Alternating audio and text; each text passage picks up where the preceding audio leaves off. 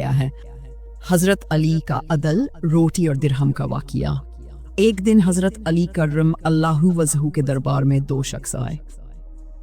इन दोनों के दरमियान एक अजीबो गरीब झगड़ा था। पहला शख्स कहने लगा, या अली, मैंने इसे रोटी दी थी मगर ये मानता नहीं। दूसरा शख्स बोला, मैंने इसे एक दिरहम दिया था ताकि मुझे कुछ खाने को दे, मगर इसने धोखा दिया। दोनों एक दूसरे पर इल्जाम लगा रहे थे। कोई गवाह या सबूत नहीं था। मामला पेचीदा दिखाई देता था। दरबार में मौजूद लोग मुतस्सिस थे कि हजरत अली स्वयं इसका फैसला कैसे करेंगे। हजरत अली ने खामोशी से दोनों को गौर से देखा, फिर बड़े तहम्मुल से फरमाया, तुम दोनों ने जो कुछ कहा है वो मैंने सुना। अब मैं तुमसे कुछ सवालात करूंगा, सच सच जवाब देना। पहले शख्स से पूछा, तुमने इसे रोटी दी थी? उसने कहा, जी हाँ, मैं भूखा था, मगर जब इसने दिरहम दिया तो मैंने अपनी रोटी इसे दे दी। हजरत अली ने दूसरे से पूछा, क्या तुमने दिरहम दिया था? उसने कहा, हाँ, ताकि मैं कुछ खा सकूं, मगर इसने रोटी खुद खा ली। हजरत अली ने पूछा, फिर रोटी किसने खाई? दोनों एक दूसरे को देखने लगे। पहला शख्स बोला, हमने आधी आधी खाई थी।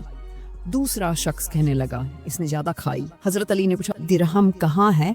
जवाब आया, वो खर्च हो गया। आपने फरमाया, रोटी कहाँ है? दोनों ने कहा, वो हम खा चुके हैं। हजरत अली ने मुस्कुरा कर कहा, फिर तुम झगड़ा किस चीज का कर रहे हो?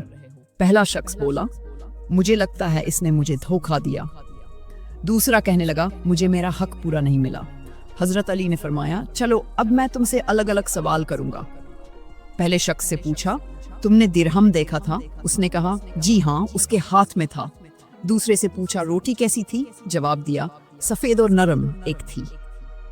हजरत अली साहब ने कहा, क्या तुम दोनों ने वही रोटी खाई? दोनों ने इत्तेफाक में जवाब दिया। हजरत अली ने पूछा, क्या तुम दोनों ने कुछ और खाया? दोनों ने कहा, नहीं। हजरत अली ने फरमाया, दिरहम से रोटी खरीदी गई और दोनों ने खाई, लिहाजा किसी ने किसी पर एहसान नहीं किया, ये लेन देन था। रोटी का आधा हिस्सा दिरहम के बराबर हुआ। झगड़ा महज नीयत और शक की बुनियाद पर है।